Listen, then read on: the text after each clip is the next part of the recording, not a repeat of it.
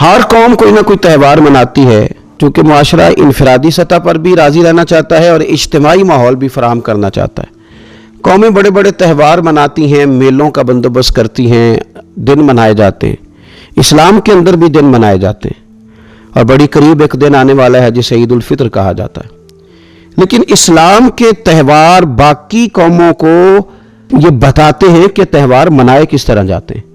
تو سب سے پہلے تو یہ یاد رکھیں کہ اسلام کے اندر جب عید آتی ہے تو اس کا کوئی مقصد ہے، اور ہم نے عید کو کس طرح منانا ہے یہ سارا کچھ ہمارا دین ہمیں بتاتا ہے۔ پہلے تو آپ دیکھیں کہ عید مسلمان نے کس طرح منانی ہے۔ سویرے جب اس نے اٹھنا ہے تو اس نے فجر کی نماز کے بعد دوبارہ سے تیاری کرنی ہے، غسل کرنا ہے، صاف لباس پہننا ہے، خوشبو لگانی ہے، اور کرنا یہ ہے کہ نماز کے لیے جانا ہے۔ اس کے عید کا آغاز، اس کے اس خوبصورت تہوار کا آغاز اللہ تبارک و تعالیٰ کی عبادت سے ہو رہا ہے، اور عید منا کب رہا ہے؟ رمضان کے 30 روزے پورے کرنے کے بعد یا 29 کا چاند دیکھنے کے بعد۔ تو سب سے پہلے ہمیں یہ بتایا جا رہا ہے کہ جب تم عید مناؤ گے تو تم سجدہ شکر کے ساتھ مناؤ گے، اپنے رب کے ساتھ جوڑ کے مناؤ گے، اللہ تبارک و تعالیٰ کی عبادت کے ساتھ مناؤ گے۔ تو اس میں کوئی شور و غوغا نہیں، کوئی ریلیاں نہیں، کوئی جلوس نہیں، کوئی پٹاخے نہیں، کوئی گانا باجا نہیں، اللہ کی عبادت کے ساتھ بتایا جائے گا کہ تمہارا جو تہوار ہے وہ تہذیب کا، شائستگی کا، خوبصورتی کا، نظم و نسق کا ایک بہترین ذریعہ۔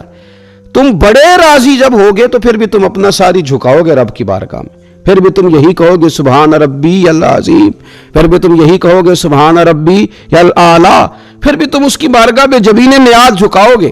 پہلی بات۔ دوسری بات، ہمیں پیغام میں عید یہ ہے کہ یہ جو تمہارے پاس عید کا دن آیا ہے یہ اجتماعیت کا دن ہے۔ آپ جب صف میں کھڑے ہوں گے نماز عید کے لیے تو کیا امیروں کی صفیں علیحدہ ہوں گی؟ غریبوں کی الگ ہوں گی؟ کیا پڑھے لکھوں کی الگ ہوں گی اور ان پڑھ لوگوں کی الگ ہوں گی؟ کیا قبیلوں کی الگ ہوں گی اور دوسرے قبیلے کی الگ ہوں گی؟ ایسا نہیں، ایک ہی صف میں کھڑے ہو گئے محمود و یاس، نہ کوئی بندہ رہا نہ کوئی بندہ نواز، صاحب و محتاج و غنی ایک ہوئے اور تیری سرکار میں پہنچے تو سبھی ایک ہوئے۔ اجتماعیت کا اظہار ہے، اجتماعیت کا۔ عید کا پیغام اجتماعیت کا اظہار۔ اور پھر نماز عید ختم ہوئی تو سب نے ایک دوسرے کو گلے لگایا، غریب نے امیر کو، امیر نے غریب کو، پہلے ایک صف میں نماز پڑھی پھر گلے لگایا، چھوٹے نے بڑے کو، بڑے نے چھوٹے کو، سب ایک دوسرے کے ساتھ محبت کا رشتہ قائم رکھنے لگے۔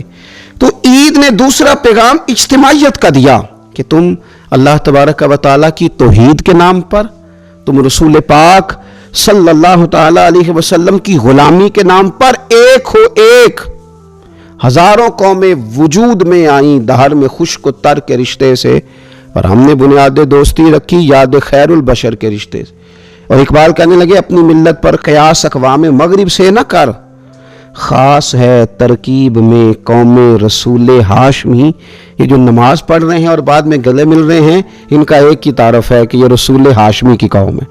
یہ تعارف اجتماعیت کا درس، پیار کا درس، مساوات کا درس، چھوٹے بڑے کے فرق کو ختم کرنے کا درس، امیر غریب کی تفریق مٹانے کا درس، اس کا نام عید ہے۔